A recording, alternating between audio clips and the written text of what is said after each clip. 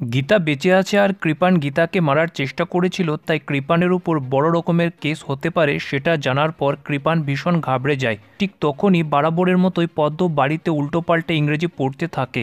তারপর কৃপান রেগে গিয়ে পদ্মকে ঠিকভাবে পড়ানোর চেষ্টা করে, কিন্তু পদ্ম বলে আজকের দিনে কেন বকছেন, আজকে তো কিস ডে।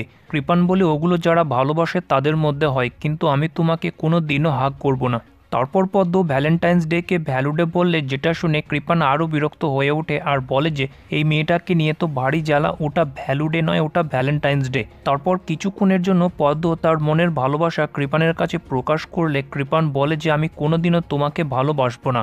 অন্যদিকে কিস ডেতে অঙ্কিত মেহকের সঙ্গে ক্লোজ হওয়ার চেষ্টা করলে মেহকের লজ্জা পায়, তাই মেহক অঙ্কিতের কাছে থেকে দূরে চলে যাওয়ার চেষ্টা করে, কিন্তু অঙ্কিত মেহককে কিছুতেই দূরে যেতে দেয় না, কারণ সে মেহককে কিস করতে চায়, যেটাতে মেহকের ভীষণ লজ্জা পায়। তখনই বাড়ির সবাই রুমের মধ্যে চলে আসে আর মেহক আর অঙ্কিতকে নিয়ে মজা করতে শুরু করে যে বাড়ির জমায় লুকিয়ে রোম্যান্স করার চেষ্টা করছিল। তখনই স্বস্তিক বলে, এটা লুকিয়ে প্রেম করার সময় নয়, চল সবাই মিলে বাইরে জুটি বানিয়ে সেলিব্রেট করব। তাই ভ্যালেন্টাইন্স ডে উপলক্ষে বাড়ির মধ্যে শুরু হয় কাপল ডান্স, যেখানে সবার শুরুতে গীতা আর স্বস্তিক মিলে একটা রোম্যান্টিক গান করে আর সেই গানের মধ্য দিয়ে তারা দুজনে একে অপরের সাথে রোম্যান্টিক পারফরমেন্স দেয়। তারপর একে একে মিলে গোটা পরিবার ধীরে ধীরে তাদের নিজেদের ডান্স পারফরমেন্স করে আর গানের জলবা দেখাতে থাকে, যেখানে অগ্নিজিৎও বাদ যায় না নাচ গান আর ডান্স করতে।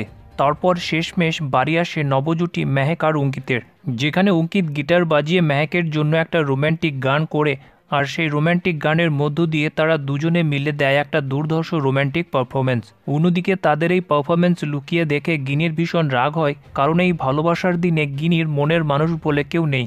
অন্যদিকে অঙ্কিত আর মেহক একে অপরের ভালোবাসার মধ্য দিয়ে হারিয়ে যায় তাদের এই ডান্স পারফরমেন্সে।